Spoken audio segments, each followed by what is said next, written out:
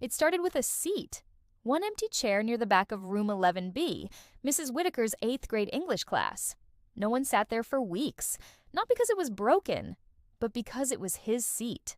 Malik Turner had just moved to Maple Creek, a mostly white suburban town, after his mom got a job transfer. He was the only black student in the school. At first, he didn't mind. He'd moved before. He knew how to start over. But Maple Creek wasn't like the other places. People stared, whispered. Some kids made jokes when they thought he couldn't hear. Others avoided him entirely. One boy asked if his dad was in jail. Another said, "You're pretty smart for someone like you." It was constant, quiet, cruel. So Malik sat in the back of the classroom, headphones in during lunch, doodling in his notebook instead of talking. No one sat near him. Not even the teacher really noticed. He became invisible. Then, one Monday, a girl named Emma was assigned to work with him on a poetry project.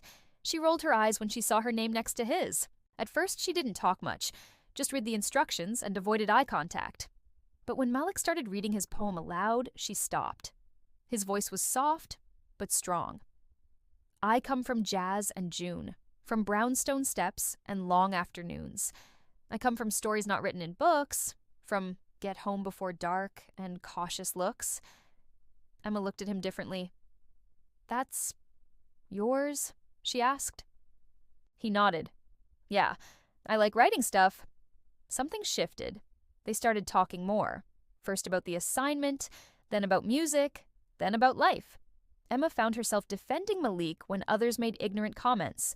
And eventually, she asked a question that changed everything. Why don't you ever speak up?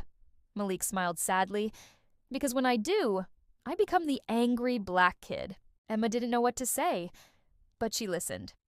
That Friday, when their poem was presented to the class, Emma insisted they read it together. Side by side, the poem was about identity, about how people assume things based on names, skin, and silence. It was raw, beautiful, honest. The class was quiet. A few kids even teared up. And then, the applause came. From the quietest girl in class, from the kid who once called him ghetto. Even Mrs. Whitaker had tears in her eyes.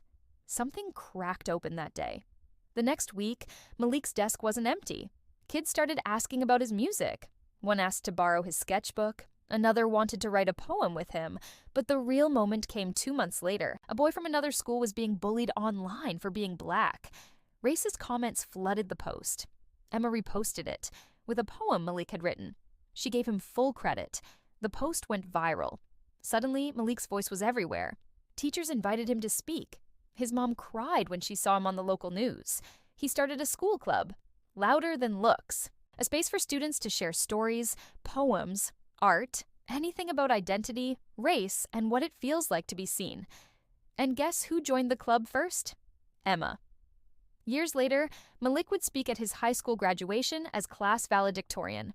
In his speech, he said, "We're not born knowing how to hate. We learn it, but we can unlearn it too, if we listen." If this story touched your heart, please subscribe to the channel. And if you stayed until the end, thank you for believing in change, hope, and healing.